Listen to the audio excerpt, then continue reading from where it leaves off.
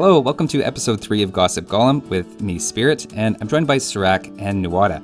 This episode, we're going to be doing a deep dive into Sauron and everything about his backstory and just tons of miscellaneous questions as they come up. And I was thinking, guys, we'd actually start off with the name Sauron. Is this his real name? Is this one of his many names? Let's just talk about his name first and foremost. Well, you and the elves know him as Sauron. To the Valar, he is Mairon, the Admirable. To the Numenorians, he is known as Zigur, the Sorcerer. To the elves of the Second Age, he was Anatar, the Lord of Gifts, Artano, the High Smith of Eregion, and Elendil, the Friend of Aule.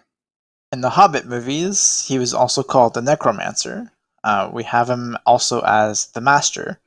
And you all might know him as well as the Lord of the Rings.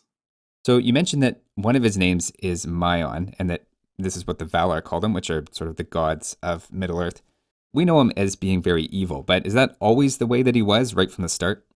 He starts off technically on the side of good. He starts off pure and uncorrupted. On the alignment scale, he's kind of more like as extreme lawful neutral as you get.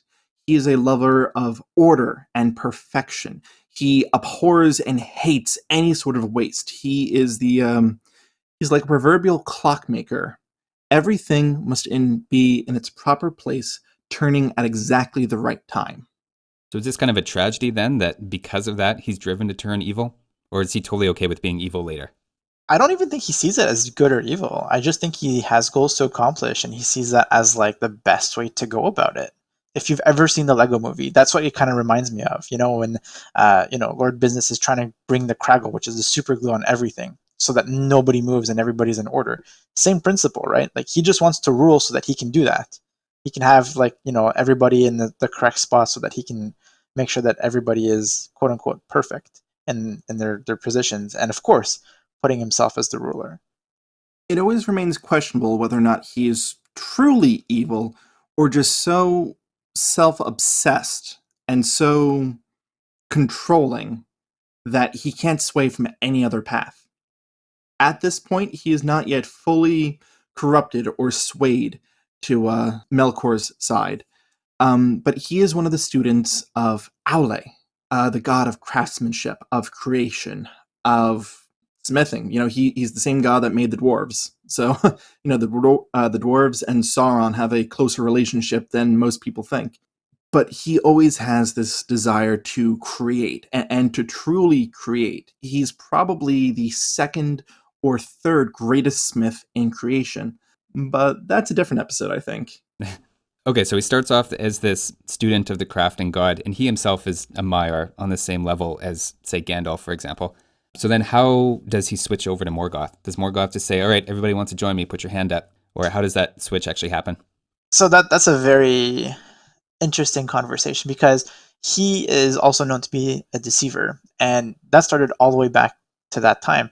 So when Melkor declared himself on a war against basically Middle Earth and trying to take that over, he was actually out there in Valinor feeding information to Melkor about what the other side was doing. He was basically their spy.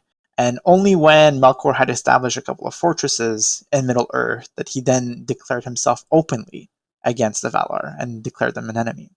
At this point, he reigned as, depending on the age, he reigned as Melkor's lieutenant. Not one of his greatest lieutenants, just merely one of them. Obviously the one with the most name recognition to us now, though. So what kind of things would Lieutenant Sauron do for Melkor? I mean, before Melkor's captivity, Sauron, as he was known at this point, which means the Abhorred, and that's the name that the elves gave him, he commanded the fortress of Angband in the north. And I mean, it was basically just one of the fortresses. So, I don't know, take your pick. Torturing people, oppressing men, breeding orcs. There's many different tales in the Silmarillion. He was involved in everything from, Beren Luthien to the death of Finrod Felagund. He's a recurring figure that shows up. I have a theory that, like, he's the one that crafted Morgoth's armor and weapons and things like that. Like, I think that, like, with the person of that high of a skill, I wouldn't just sit him over there and just, you torture people. Like, you've got other people to do that for. But what he can bring to the table is that he's an amazing crafter. I wouldn't see why he wouldn't be crafting, the best armor and the best weapons that he could possibly think of. It's speculation. And Sirak raises an excellent point because he is, again, one of the, if not the third greatest smith in, Tolkien's works. The first being Aule himself, the second being Feanor, and that's debatable. Sauron is absolutely up there. That also just seems a little menial. Sauron wasn't just also a smith, he was a sorcerer of his own right. He was a shapeshifter. In Beleriand, he was in charge of the Elvish Isle of Tol Sirion, right? One of the elven fortresses in Well, the First Age. yes, he conquered it. Yes, He conquers it, and the name turns into Tol in Gwarhoth, the Isle of Werewolves. Everyone thinks, oh, Sauron, he's this giant figure in black armor and a giant mace. Yeah, that's one of his forms. Another one of his forms is that of a colossal werewolf. He was lord of werewolves. He was their sire. And, he had this vampire herald and was in charge of the vampires there. And he was so much more bestial in nature. He is one of the most premier sorcerers of Melkor's army. Okay, so obviously he's a pretty important guy in Morgoth's army. Like we're saying, is conquering things, and the theory here that he's crafting things. So Morgoth does get defeated though by the other Valar. I think it takes 13 of them, but they beat him, and they put him into the void. So now what happens to Sauron? Now that his master, if we could call him that, is sent to the void. well, Sauron does what he does best, right? He pretends to say, "Oh no, I didn't do it on purpose. Oops." It is Eonwe, the herald of Manwe, who is king of the Valar, Manwe of the wind, Manwe of the high mountain. It is his herald, Eonwe, who basically comes along with a whole bunch of other Valar and the hosts of Valinor, and they basically sink a continent. Just disclaimer, I'm not saying that what they did was good, but they did sink a continent. And they beat Melkor up and throw him out of the universe. And Sauron acts repentant. And Eonwe says that he does not have the authority to judge Sauron because they are of equal stature and rank, and that Sauron must report himself back to the Valar and beg their forgiveness. And Sauron does not. He runs.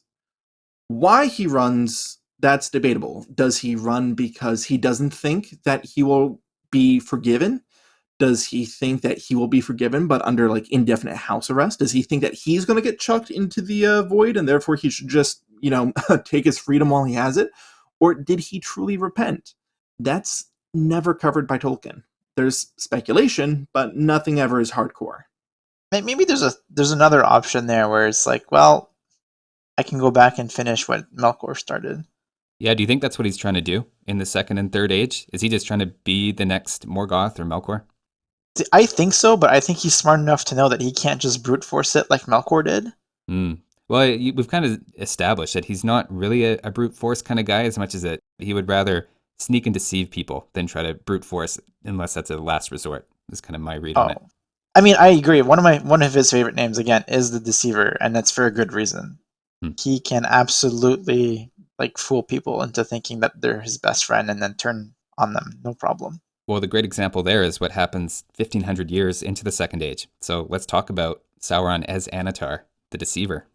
Ooh, okay, so at this point, he's already spent 1,500 years quietly building a power base in Mordor and to the lands east of that. He'd spread around the worship of Melkor as a religion. And, Melkor kind of had this as a religion going on beforehand. Melkor was egotistical like none other. He wanted to be worshipped as God. And Sauron led into that heavily.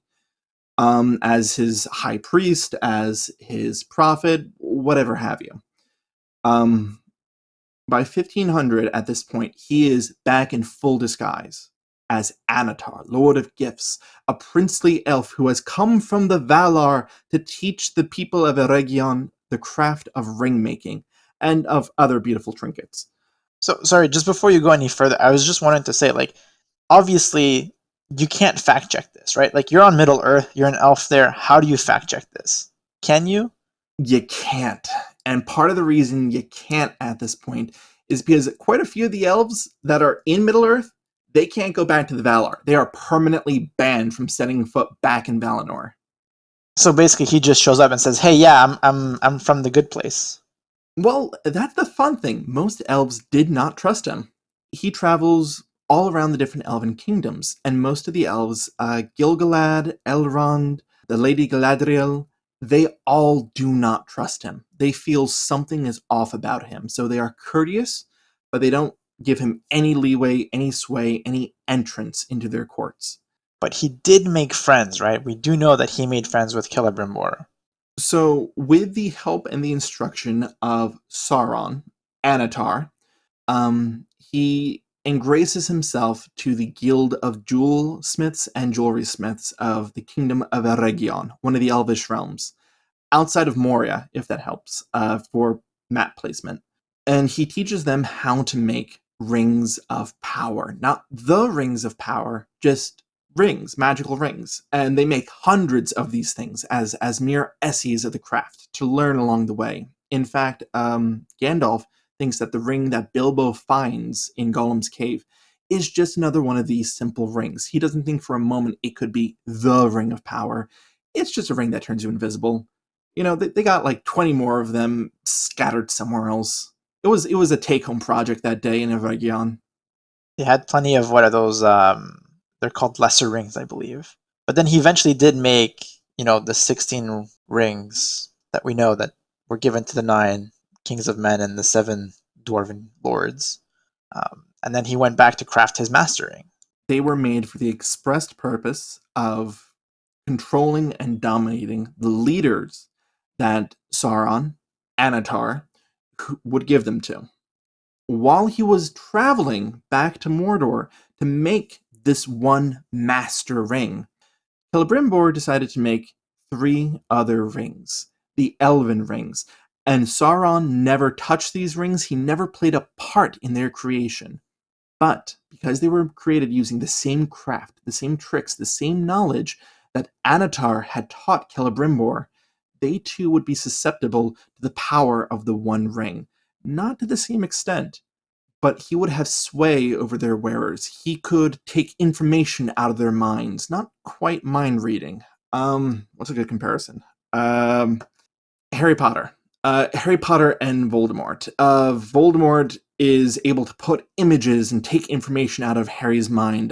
What's the whole mind reading thing that she has in her books? I can't think of it. Legitimacy or something like that.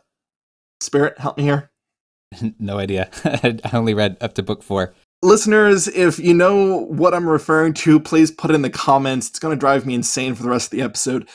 The point is, he still has some sway over the wearers. That's why during the wars, none of the elven rings were actually worn. They were only able to be worn safely once he was defeated. So just to clarify, as he goes into Eregion, he comes as this gift bearer. He helps them make a bunch of miscellaneous rings that kind of disappear. That actually sound like they would have been useful, but they're just sort of gone now. But he makes the 16 really powerful ones that go to the men and the dwarves eventually. And is he right from the start? His whole point of making those is so that he can craft the one to control, just control the people who are putting on those rings. As he's making them, he is making them evil, and the elves don't know that. Is that right? So yes, but I don't think that the rings themselves are actually evil. I just think that he just made it so that they would be susceptible to his own master ring, right? Like, again, he had a master plan put in place. He had like thousands of years to think about what he was going to do. So he's putting his power base in play, going, well, you know what? I'm going to go ahead and corrupt all of the leaders in this world so that it's easier for me to take it over. Because if I control the greatest leaders of Middle Earth, hell, my job's done. The board would still be divvied up between the different kingdoms and rulers. He would dominate the board and none could resist him. He would have his absolute control and order. Okay, so he's got these rings of power then, and he gives them to the men and the dwarves, and we sort of know all that from intro to the movies. So what happens next? Like, how does Numenor play into all this? Because that's what we see in the show. before Numenor, it's kind of important to say that he goes to Eregion and he wipes out Eregion. He kills Celebrimbor because he was pissed that he did behind his back crafted the 3 elven rings. And he looks for them, but never finds them. And this is the point that he gets and keeps the 16 rings, right? Oh yes, yes, yes. He gets all of the rings, and then that's when I guess there's a time lapse here, but he does distribute them out eventually. After that, he basically starts to conquer most of Middle Earth, and it's only when Numenor arrives that he's actually aware that, oh crap, there's other people that I wasn't aware of. I think he was aware of them. I think he just didn't expect them to sail all the way from Numenor, which was nowhere near Middle Earth. It was smack dab, in the sea, halfway between Middle Earth and Valinor. I didn't think he expected them to show up with giant armies to the point that his own vast armies of orcs would rather run and hide than fight and die for him. And so he did what anyone would. He surrendered. And they brought him back to the Isle in chains as a prisoner. With his ring? With his ring. Interesting. Did they know there was anything special about that, do you think? I don't think that they actually knew. Yeah, it seems weird to let him have it. Okay, sorry, so keep going. So they bring him back to Numenor, then what? Oh man, the things he does in 3 years. So in 3 years, okay, he manages to go from prisoner to advisor to the king. And not just any advisor, but the trusted advisor to the king. He brings about the religion of Melkor, right? Melkor worship, human sacrifice, the whole works. He introduces that in 3 years to the point where they're doing human sacrifices in Numenor without batting an eyelash. He then convinces the king, which is Al-Pharazôn, that the elves were hiding the secret to immortality and that he should take his armies and go to war with them. And thus began the sailing of the great golden fleet of Ar-Pharazôn to Valinor. And basically, they set upon 5 steps upon the Blessed Isle. Eru gets pissed, drops a rock on the entire fleet, and then sinks Numenor like Atlantis. If you've ever played D&D, this is the literal equivalent of a rocks fall, you die. So where's Sauron in this? Did he go with them, or is he staying behind? And he's dead. So he was actually I think that, correct me if I'm wrong, Nuadha, but I believe he stayed on the island, but the island sunk too, which meant that he technically died, but because of the One Ring, his spirit endured, and he was able to go back into Middle-earth. But never again could he assume a fair form like Anatar. The loss of his physical form on Numenor resulted in a tremendous loss of his power. He couldn't pull the same tricks as he did again before. He probably couldn't even make new sets of rings. That was lost to him. All that he had left was the strength of his One Ring. And then using that, obviously, he goes on to actually do pretty well at the end of the Second Age. And with all of his orcs, I mean, it still looks like he's going to win and conquer Middle-earth, right? Even with his diminished power. So you're right that he started conquering Middle-earth, right? And I think that that's something that we see kind of in the prequel of the Lord of the Rings, right? That opening cutscene, right? I can't remember the exact words, but they see that the lands are falling one by one until finally the dwarves and the men, they rally up. I'm sad that they didn't include the dwarves on that one snippet. You mean elves and men, yeah. Elves and men, yes, but there are also dwarves that were present as well, although they failed to mention that in the opening cutscene, but that's neither here nor there. But yeah, they were all basically fighting him back, and they were literally some of the last defenses of Middle-earth at that point. And then we all know what happened. His armies were pretty much defeated to the point where Sauron himself had to come out.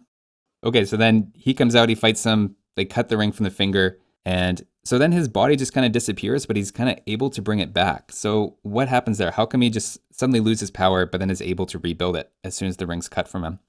They do kill him. They succeed in successfully killing them at the cost of their own lives. I'm referring to being Elendil, the High King of Arnor and Gondor, and Gil-galad, High King of the Elves. Isildur, Elendil's heir, he cuts the ring from Sauron's now dead body and says that, this is a weregild. This is a reward from the enemy for my people for the death of my father. This is gold payment. This is our treasure that we will take from you as recompense. At this point, Sauron is a ghost. Is that his bad idea to take it, or is the ring sort of suggesting this to him in a way to not get it self-destroyed? That's a good question. That's hard. that is You know what? I choose to believe. I choose to believe that the ring, again, because it has a will of its own, decided to corrupt the guy who basically was responsible for his death. Because although yes, Isildur, Elendil, and Gilgalad were there, Sauron killed Elendil and Gilgalad before falling to Isildur. So seeing that he is probably the next strongest person, he's like, well, if I go with this guy, I'll come back. Okay, so then of course we know the ring disappears, or I mean, Isildur doesn't really have it very long. He gets ambushed by orcs, and the ring escapes him. Like it grows in size, so it falls off his finger, I think, as he's swimming across the river. And the ring falls into the river, disappeared for a long time. And so what happens next with Sauron during that period? he exists as the meanest ghost and slowly regains his power. And for 2,000 years, there's not quite peace, but not quite the threat of Mordor. But he does go to the fortress that we do see in The Hobbit of Dol Guldur, and that is when he establishes himself as the Necromancer. Now, I do have a question because I don't know if I like that name all that much because it sounds amazing, but did he ever do any necromancy? So bringing things back from the dead, right? Necromancy it's actually a biblical term of all things. It literally refers to those who can speak to the dead, who can conjure up spirits to ask them questions and receive answers. We, modern days, we think, necromancy, that's the raising of skeletons, that's making vampires and ghosts and what have you with your D&D stuff. Has nothing to do with bringing the dead back to life as your servants. Well, maybe not bring them back, but we do know that like there is a world unseen, right? That's where he's getting his Nazguls from. Basically, he put them in the world of the unseen. Now, my question really was like, although yes, you're right, it's not the raising of skeletons and zombies and whatnot, but he is interacting with spirits, is he not? It's interesting because he does very, very, very little of that. It was during the first age that he had more of that definition. He takes foul spirits and crams them into the bodies of wolves and creates werewolves. Not your typical Halloween werewolves. These were like wargs on steroids. He takes, dark, foul spirits and shoves them into the forms of great bats and creates the vampires of Tolkien's verse. Not your sexy Bela Lugosi vampires, but again, another bestial, dark, evil creature. But I like my vampires to be sparkly. So just to jump in here, so they don't actually know he's Sauron though for a long time, right? Like they think he might be one of the Nazgul or just some other evil spirit. I would think they assume the Necromancer is one of the Nazgul. Would you agree with that? Absolutely. I think that they didn't know exactly what it was. At first, correct me if I'm wrong, I think that they thought it was like a human that was dabbling in the arts of necromancy. But I mean, for him to have the name of the Necromancer, like people had to talk, people had to know that that's what he was doing up there, right? Am I wrong on this? I mean, orcs aren't really one to gossip. To be fair, yeah, who knows how these things get spread. Okay, so they do eventually kick him out though. And is it Galadriel in the books that uses her power to kick Sauron out of Dol Guldur and out of Mirkwood and send him back into Mordor?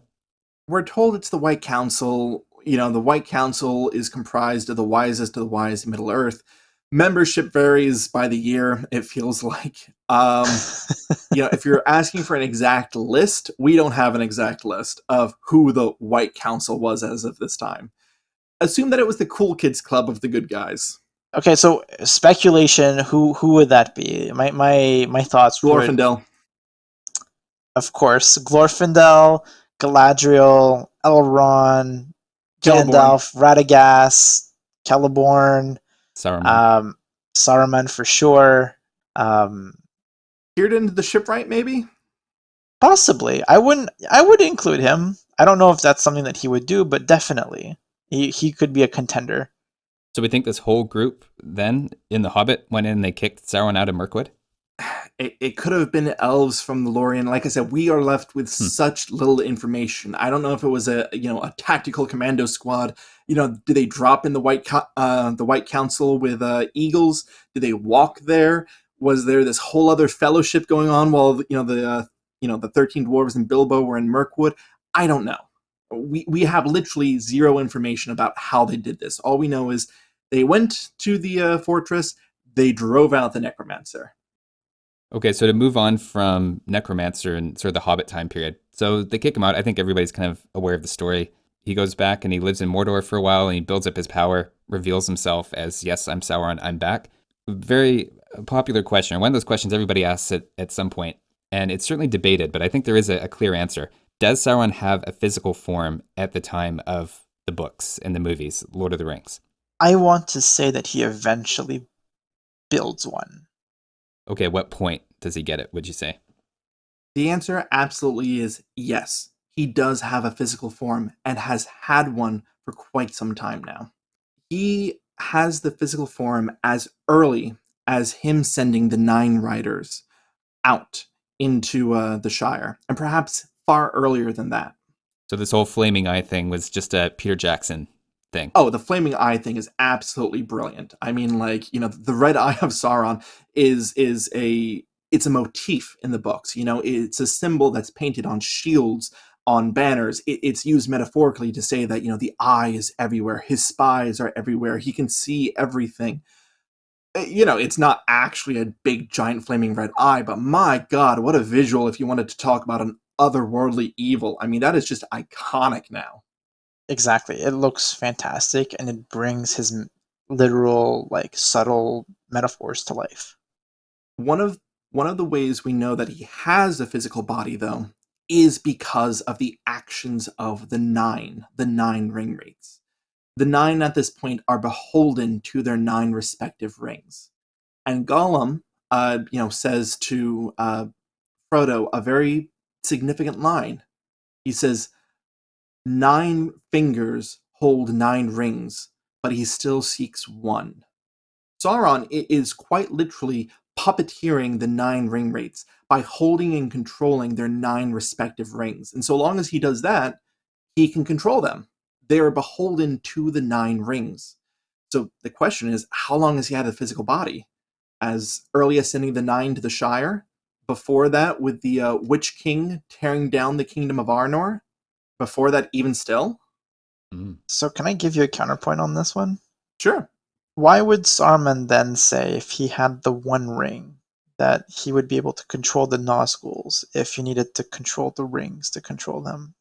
Because the One was the master ring. The whole purpose of having the One was like having the main control board. With that, you could control all of the other rings at once. But without the One, you still needed the other rings. Okay, so last question then. Another kind of big doozy one. When the ring's destroyed, Sauron again loses his body. Given enough time, can he eventually, even though the ring's destroyed, can he come back in the same way that he did? Does it just take way longer, or is it just he can never come back? I don't think he can ever come back. He poured everything that he had into that ring. It is now destroyed. He has no way to come back.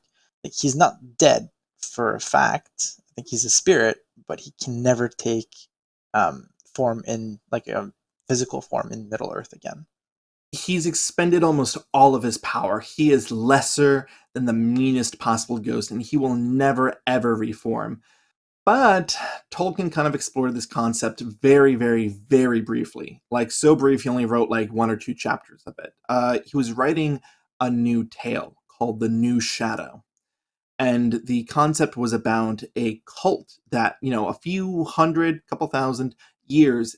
No, actually, I'm incorrect. This was taking place during the time of Aragorn's son. That a cult was forming in Gondor around the worship of Melkor and Sauron and the Shadow of Mordor. And then Tolkien decided that it really wasn't worth writing about and put that on the shelf and focused on other things. So it was a concept that he toyed with, but he never went anywhere with it. Interesting. I had not heard that before. Sounds like Sauron himself is not coming back, though. So we've reached the end of his tale, and unfortunately the end of this episode of the podcast. I'm sure we'll talk about Sauron many, many more times in the future. Do you want us to talk about something specific? Do you have questions about Tolkien? Put them in the comments. We might make a video about it. That's actually a great idea. I think that would be fun. I love this. This is great. Especially if we got like a big list of them. We got like 10 of them together and our 10 favorite questions of the last month. I think that'd actually be a really fun episode. Oh, that would be amazing. That would be an amazing episode. Like, viewer questions. Top 10, let's go. Yeah. There you go, guys. Thanks for listening this week, and we'll see you next time.